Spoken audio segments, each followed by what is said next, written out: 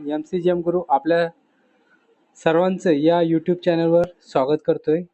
बघा, आजचा विषय आपला आहे, जो काही मुंबई महानगरपालिकेचे कर्मचारी आहे त्यांच्या पगारामध्ये कशा प्रकारे वाढ होईल किंवा त्यांच्या पदोन्नतीसाठी किंवा कशा प्रकारे त्यांना प्रमोशन मिळेल या संदर्भात हा व्हिडिओ बनवण्याचा एक प्रयत्न मी करत आहे. जेणेकरून जे काही चतुर्थ श्रेणी कामगार असेल किंवा चतुर्थ श्रेणी कर्मचारी असेल, ज्यामध्ये वेगवेगळ्या पोस्ट असतात, त्यांना पुढे जाण्याची एक संधी कशा प्रकारे मिळेल त्यासाठी हा प्रयत्न आहे. बघा, तर चतुर्थ श्रेणी कर्मचाऱ्यांना जो काही शिपाई असेल, कामगार असेल किंवा कोणताही कर्मचारी असेल त्यामध्ये सुरक्षा रक्षक सुद्धा येतो. अशा प्रकारचे चतुर्थ श्रेणी कर्मचारी मुंबई महानगरपालिकेत खूप आहेत. तर त्यांना पुढे जाण्यासाठी तर त्यांच्याकडे पदवी असायला हवी.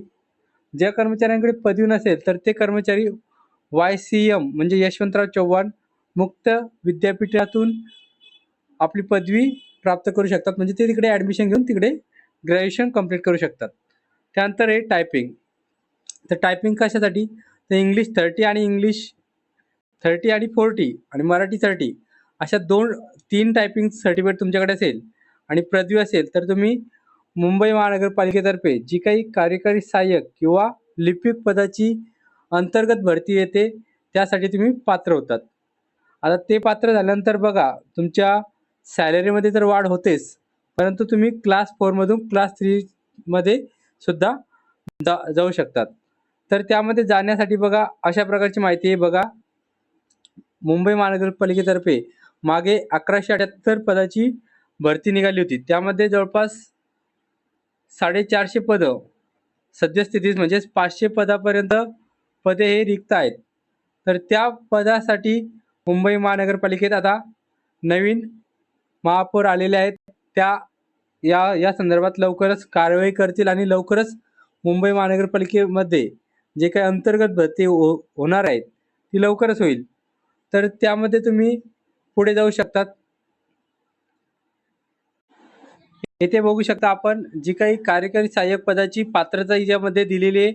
जी काही बघू शकता इथे मान्यताप्राप्त विद्यापीठाची पदवी आणि 12वी आणि ग्रॅज्युएशन हे यामध्ये सांगितलेलं आहे. बघा, त्यानंतर इंग्लिश आणि मराठी प्रत्येकी 30 शब्द म्हणजेच इंग्लिश आणि मराठीत 30 टायपिंग सर्टिफिकेट पाहिजे. त्यानंतर तुमच्याकडे इंग्रजी व मराठी गुणाची 100 गुणाची उत्तीर्ण म्हणजे 12वीला तुम्हाला इंग्लिश आणि मराठी हे विषय असायला हवे. अशा प्रकारची माहिती दिलेली आहे. ही माहिती बघा, जी काही इंटरनल क्लर्क भरती आली होती त्यामध्ये ही माहिती दिली होती. त्यानंतर इकडे बघू शकता आपण तुम्हाला पासिंगसाठी कशा प्रकारचं क्रायटेरिया आहे. बघा, तर इंग्रजी 25 गुण, मराठी 25 गुण, सामान्य ज्ञान 25 आणि बौद्धिक चाचणी 25 असे क्वेश्चन 25-25 आहेत आणि त्याचे 50 गुण आहेत. तर अशा प्रकारे तुम्हाला सेपरेट पासिंग दिलेली आहेत. ती तुमच्या 40% पाहिजे तुम्हाला पासिंग आणि ओव्हरऑल पासिंग ही 45% पाहिजे. म्हणजे जे कर्मचारी 45%ने पास होतात ते निवड यादीमध्ये येण्याचे त्यांचे चान्सेस असतात.